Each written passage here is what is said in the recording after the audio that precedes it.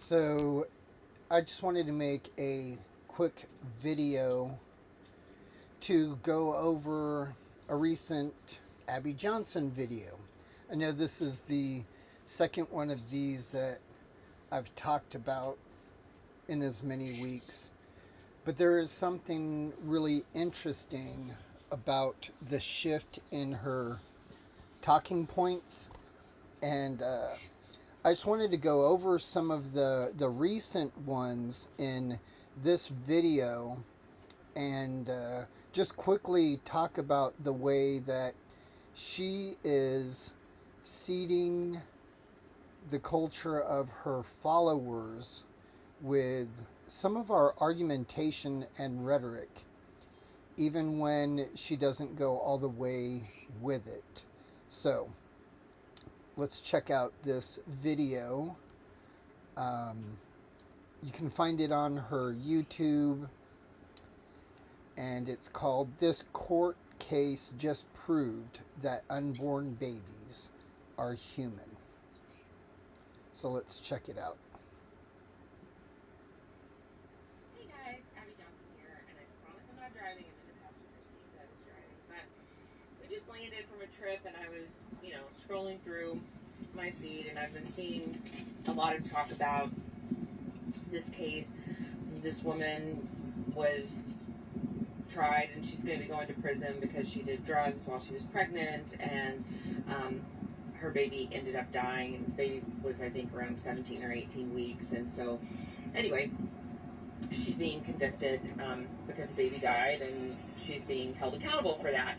And I was like looking through some of the feed, some people who were pro-life, and it was like mixed, it was like some people were like, oh, this is, she doesn't deserve that, she didn't really kill the baby, she was doing drugs, and, it was sort of unintentional or whatever. And then, there were other people who were pro-life that were saying, yes, absolutely, this is what should happen. And I was just kind of thinking about it, and Doug and I were talking about it, and I found it interesting that there were so many pro-lifers saying that this woman shouldn't be held accountable for the death of her baby. And like, if we...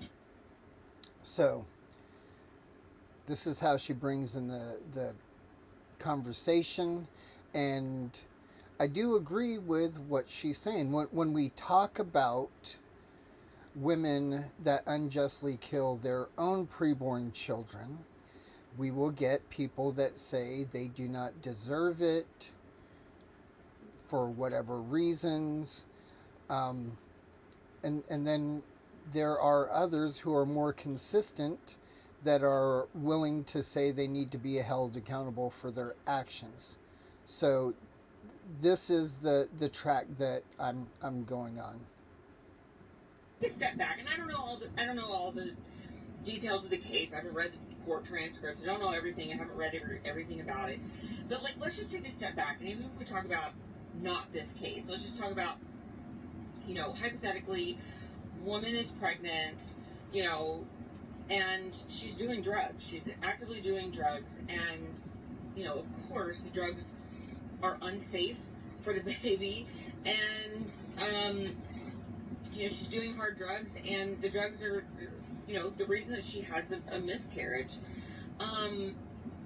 Okay, so replace the doing drugs with actively going to a place with the intention of killing your child, either through surgical abortion or drugs, the pill abortion. And people are saying, like, that's not a reason to hold a woman accountable for the loss of her child, and that doesn't really sit right with me, because... And I agree with her. It should not sit right with us, because what she's saying is correct. It shouldn't sit right with us that a woman goes out and does a bunch of drugs, and as a direct result of those drugs, her child dies, according to the homicide code in Texas, she intentionally, willingly, knowingly, or recklessly caused the death of an individual. So I want to say that I agree with what Abby is saying here as to why women that take a lot of drugs while they're pregnant and the child dies as a direct result of that, the woman should be held accountable. Because we have laws in almost every state that protects babies in the womb, like we call them prenatal protection acts. You know, if I was to get in a car and drive drunk and I hit a pregnant woman and I kill that woman's child, I would be charged with homicide of killing. So, this is one of the arguments that we use to expose the inconsistency of the pro life rhetoric when they say that women are the second victim, that women should be the only demographic that is not prosecuted for criminal homicide. For 20 years in Texas, we have accommodated fetal homicide laws. The preborn human is considered a victim in a violent crime.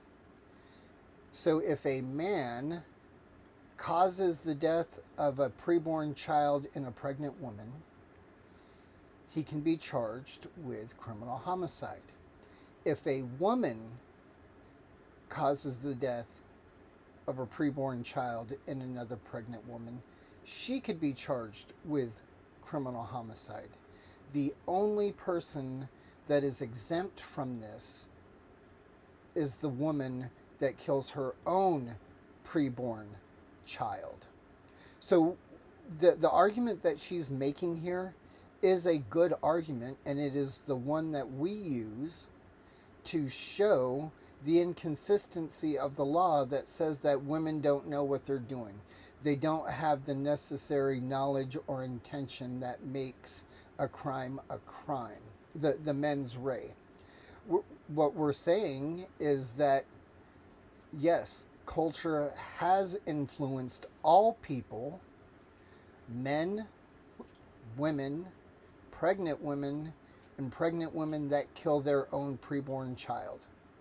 So I want you to see that this is a good argument, but it's an argument that she should be using for the prosecution of women that kill their own preborn children. That baby. So why is it that I would be charged for doing something irresponsible, but a mom is not charged for doing something irresponsible if it's her own child? The reason why is in Texas, there is an exception written in the homicide code. The very first one is that it is not to be considered criminal homicide if the death of an unborn child is committed by the mother of that unborn child. That's why.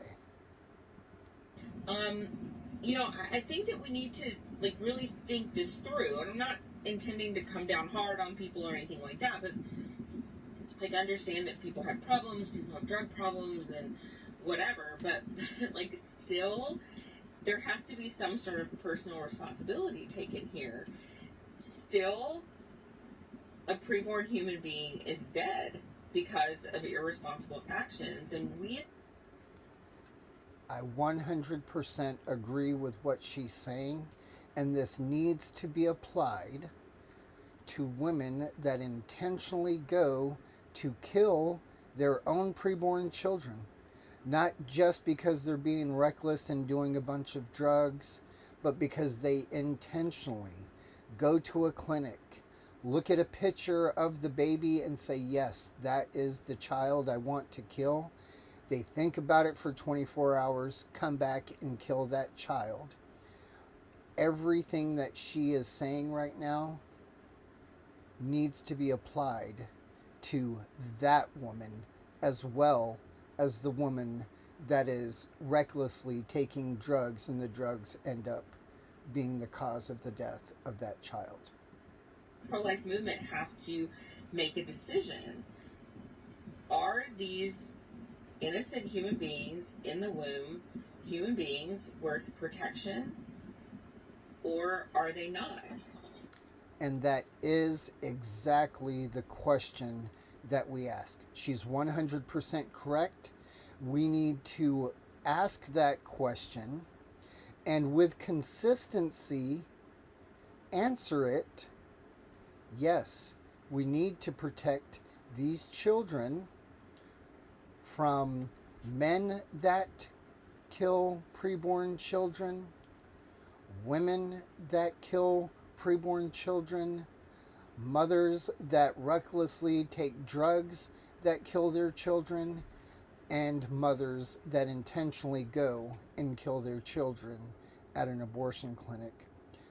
100% agree with the statements and questions that she's asking. And she needs to take stock of this and apply it to her pro-life position on criminalization. Because she's right. If we do not have justice where the law is applied equally to all humans, then we're not protecting them under the law. And if they are, then we have to act like it. And if they are, then women and men and anyone who is responsible for the destruction of these human beings has to, at some point, be held responsible. 100% agree with her. That it's exactly what I was just saying. Because we answer in the affirmative, we have got to hold all active or principal actors, all co-conspirators, and all accomplices to all forms of criminal homicide, including abortion, responsible.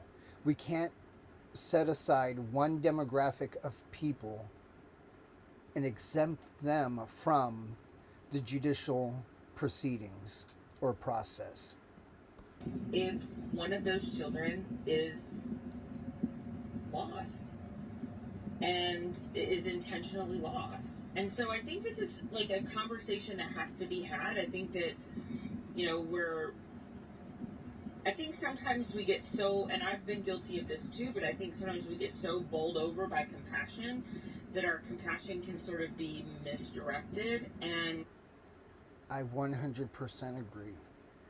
I'm glad she's bringing this up, and I'm glad that she is saying that this is a conversation that we need to have, and it is a conversation I would love to have. And there is some truth that at times we get so emotionally driven to have compassion for the woman, which we ought to have. We need to have compassion for everybody involved. Have compassion for the lost doctor that is getting paid to kill these children. Have compassion for the men that are weak and cowardly, bringing their children and leading them to the slaughter rather than providing and caring for their family. Have compassion for women that are choosing to intentionally kill their children. But that compassion should not override our duty and compassion for the real victims in this crime, which is the children.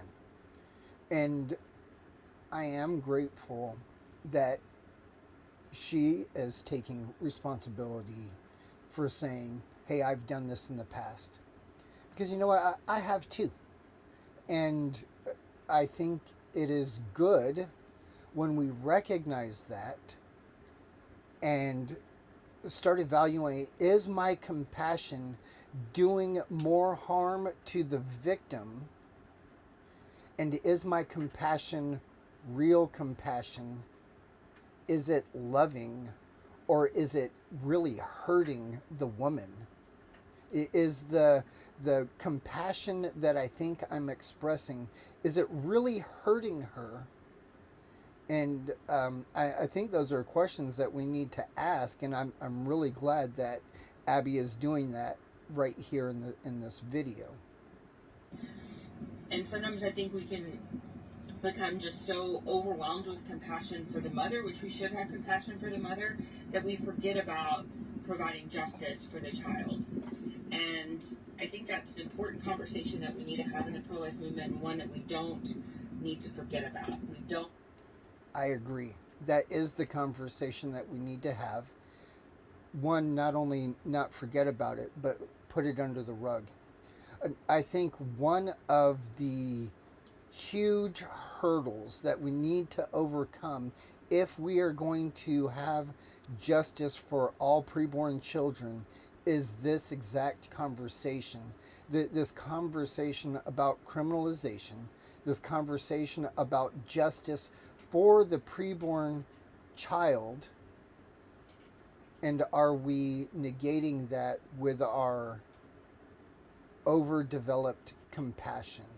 Until we are willing to treat abortion as murder in the way that we say it is, and until we are willing to apply justice equally to all active participants, principal actors, all co-conspirators, all accomplices, the men that bring the women that intentionally kill their children, the doctors, all of them, until we are willing to put every single person into the judicial process, we are failing justice. And that's what she's saying here. Now, she's talking about this lady that did the drugs. I'm just applying what she's saying to women that intentionally kill their own preborn children at abortion clinics. Need to forget about providing justice for the child whose life has been unjustly killed. So, just some food for thought. So I want to say that I appreciate the shift in the talking points. Now, she may or may not agree with what I've said, but one of the things that we can be grateful for is she is using abolitionist rhetoric in the pro-life movement, and she is seeding that culture of her followers with our argumentation. And when the average person takes this to its logical conclusion, the only thing that we can see is that equal justice is the only route that we can have. That we must prosecute women that unjustly kill their own preborn children. Whether it's unintentionally through taking drugs, being reckless, or intentionally paying somebody to kill their child. This is the conversation that we need to have. And like I said, she may disagree with what I've said, but I am glad in her talking point shifts over the past several weeks dealing with ignoring Roe and this one. And I hope that the pro-life movement and the leadership are willing to have this discussion. And I would like to invite any of them to have this discussion with me publicly. I think it would be very beneficial. And thank you for watching this video. If you have any questions, leave them down in the comments.